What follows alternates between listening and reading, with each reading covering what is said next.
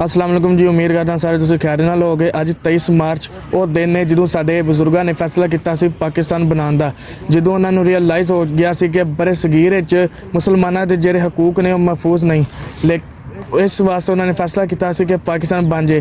ਉਦੋਂ 23 ਮਾਰਚ 1940 ਵਿੱਚ ਕਿਸੇ ਨੇ ਪੁੱਛਿਆ ਕਿ ਤੁਹਾਡੀ ਜ਼ਬਾਨ ਕੀ ਹੈ, ਤੁਹਾਡੇ ਰੰਗ ਨਸਲ, ਕਿਉਂਕਿ ਉਦੋਂ ਉਹਨਾਂ ਦਾ ਇੱਕ ਹੀ ਮਿਸ਼ਨ ਸੀ ਆਜ਼ਾਦੀ ਕਿ ਇੱਕ ਆਜ਼ਾਦ ਪਾਕਿਸਤਾਨ। ਲੇਕਿਨ ਅੱਜ ਮੈਂ ਵੇਖਦਾ ਵਾਂ ਕਿ ਅਸੀਂ ਵੱਖ-ਵੱਖ ਹਾਂ, ਅਸੀਂ ਆਪਣੇ ਜਿਹੜੇ ਰਾਸਤਿਆਂ ਤੋਂ ਭਟਕ ਚੁੱਕੇ ਹਾਂ, ਸਿਵਾਏ ਇਸ ਦੇ ਕਿ ਅਸੀਂ ਆਪਣੇ ਜਿਹੜੇ ਇੱਕ ਪੇਜ 'ਤੇ ਹੋਈਏ, ਅਸੀਂ ਇੱਕ ਦੂਜੇ ਨੂੰ ਨੀਵਾਂ ਪਵਾਉਣ ਦੀ ਹਰ ਤਰ੍ਹਾਂ ਦੀ ਕੋਸ਼ਿਸ਼ ਕਰਨੇ ਪਏ ਹਾਂ। ਇਹ ਵਕਤ ਹੈ ਜਾਗਣ ਦਾ। ਅਗਰ ਉਸ ਵਕਤ ਸਾਡੇ ਬਜ਼ੁਰਗ ਇਕੱਠੇ ਹੋ ਕੇ ਫੈਸਲਾ ਕਰ ਸਕਦੇ ਸਨ ਕਿ ਪਾਕਿਸਤਾਨ ਨੂੰ ਅੱਗੇ ਲੈ ਕੇ ਜਾਣ ਦਾ, ਪਾਕਿਸਤਾਨ ਬਣਾਉਣ ਦਾ, ਕਿ ਅੱਜ ਅਸੀਂ ਇਹਦੀ ਮਜ਼ਬੂਤੀ ਵਿੱਚ ਆਪਣਾ ਕਿਰਦਾਰ ਅਦਾ ਕਿਉਂ ਨਹੀਂ ਕਰ ਸਕਦੇ? ਕਿਉਂਕਿ ਇਹ ਮੁਲਕ ਸਾਡਾ ਹੈ, ਅਸੀਂ ਇਸ ਨੂੰ ਅੱਗੇ ਲੈ ਕੇ ਜਾਣਾ ਹੈ। ਤੇ ਆਓ 23 ਮਾਰਚ ਦਾ ਜਿਹੜਾ ਵੇ ਉਹਨੂੰ ਸਮਝੀਏ, ਪਾਕਿਸਤਾਨ ਨੂੰ ਅੱਗੇ ਲੈ ਕੇ ਜਾਈਏ।